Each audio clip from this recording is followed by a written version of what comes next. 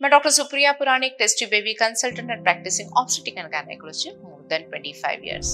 हम तरह तरह की ट्रीटमेंट देते हैं, लेकिन फिर भी कपल कंसीव नहीं होता, तो हम लास्ट ऑप्शन आईवीएफ के बारे में कहते हैं। जैसे ही हम आईवीएफ कराने के लिए कपल को कहते हैं, तो पहला प्रश्न सामने आता है, क्या मैम हम गारंटेड आईवीएफ के थ्रू कंसीव कर सकते हैं क्या? तो आज इस वीडियो में हम वही जानने वाले हैं कि आईवीएफ के थ्रू हमें 100% बेबी मिलने वाला है या नहीं। वैसे देखा जाए तो आईवीएफ टेक्नोलॉजी बहुत ही एडवांस हो गई है। हम एग्स बनाते हैं, एग्स बाहर निकालते हैं, उसके साथ ही स्पर्म्स को बाहर लेते हैं और एम्ब्रियोज तो हम बना ही लेते हैं। लेकिन एम्ब्रियोज बनाने के बाद जब हम यूट्रस में इम्प्लांट करने छोड़ते हैं या ट्रांसफर कर देते हैं, तो कभी ऐसे भी हो जाता है हमारा urine pregnancy test and beta estrogen negative आ जाता है। इसके लिए तरह तरह के रीजंस रहते हैं और इसीलिए 100% हम एक ही साइकिल में आईवीएफ को सक्सेसफुल नहीं कर सकते। वैसे ग्लोबली देखा जाए तो फर्स्ट साइकिल में अपने आईवीएफ का सक्सेस रेट ये लगभग 40 to 45% रहता है। जैसे ही हम आईवीएफ कराते हैं, वैसे हमें पता चलता है कि हमें क्या दिक्कत है।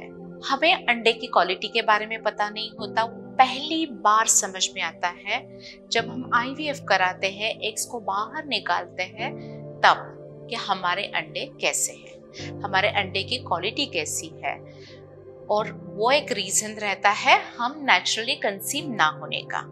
और जैसे ही हम स्पर्म और एग का मिलन करते हैं, उसके बाद हमारे एम्ब्रियो की क्वालिटी कैसी है, इसके भी बारे में हमें पता चलता है। कभी कभी एम्ब्रियो की क्वालिटी खराब रहने के बावजूद भी हमें कंसीव नहीं होता। तीसरा ऑप्शन रहता है हमारे यूट्रस की रिसेप्टिविटी।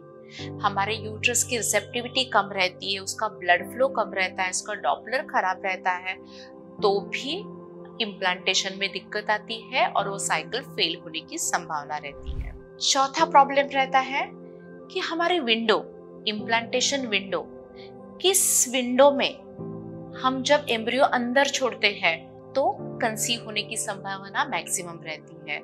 हर पर्सन में वो विंडो अलग रहने की संभावना होती है। कभी हमारे शरीर में बेबी के अगेंस्ट एंटीबॉडीज तैयार होते हैं और वो एंटीबॉडीज हमारे बेबी को रिजेक्ट करते हैं। तो ऐसे तरह तरह के रीजंस रहते हैं जिसे हम गारंटेड पहली साइकिल में कंसीव होगा ऐसा नहीं कह सकते।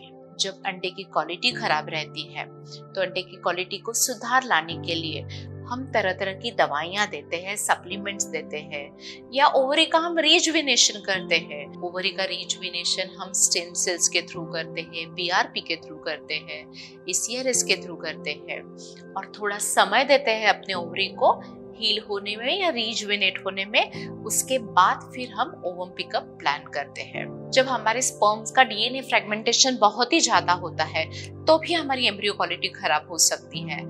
तो डीएनए फ्रेगमेंटेड स्पर्म ज्यादा रहेंगे, तो स्पर्म का मैग्नेटिक सॉर्टिंग करके हम स्पर्म सिलेक्ट करते हैं और वो स्पर्म्स हम एम्ब्रियो बनाने के लिए लेते हैं, तो भी अपनी एम्ब्रियो क्वालिटी इंप्रूव होने की चांसेस रहते हैं।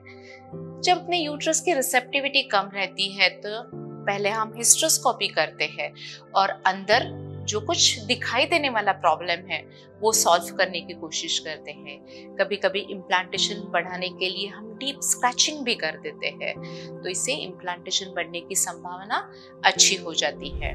जब सब कुछ अच्छा रहने के बावजूद भी हमारा एम्ब्रियो रिजेक्ट होता है, हम कंसीव नहीं होते, तो हम जेनेटिक स्टडी कराने के लिए कहते हैं। उसके साथ ही कुछ एलो इम्यूनिटी के टेस्ट रहते हैं, जिसमें हमारा ब्लड गाढ़ा हो जाता है और बेबी का पोषण नहीं होता और फिर अपना साइकिल फेल हो जाता है, तो वो टेस्ट हम कराते हैं। कभी हम एलो इम्यूनिटी के टेस्ट कराते हैं, जिसमें हमारे भ्रूण के प्रति यानी एम्ब्रियो के प्रति एंटीबॉडीज तैयार हो जाते हैं, और वो एंटीबॉडीज तैयार होते हैं तो हमें बार बार रिकरेंट इम्प्लांटेशन फेल्योर का सामना करना पड़ता है, यानी कि बार बार हम ट्रांसफर करने के बावजूद भी हम कंसीव नहीं कर पाते। तो डॉक्टर हमें कई अलग तरह के ट्रीटमेंट, यानी कि हमारे हस्बैंड के ब्लड सेल्स लेके वो हमारे शरीर में इंजेक्ट करके इम्यूनिटी बढ़ाते हैं, इसको हम लिट कहते हैं, और उसके बाद हम आईवीएफ कराते हैं। ऐसे तरह तरह की ट्रीटमेंट हम ऐड करके हम आईवीएफ को सक्सेस तक ले सकते हैं। ये सारा कराने के बाद लगभग 3 साइकिल में 80 to 85% कपल्स कंसीव हो जाते हैं।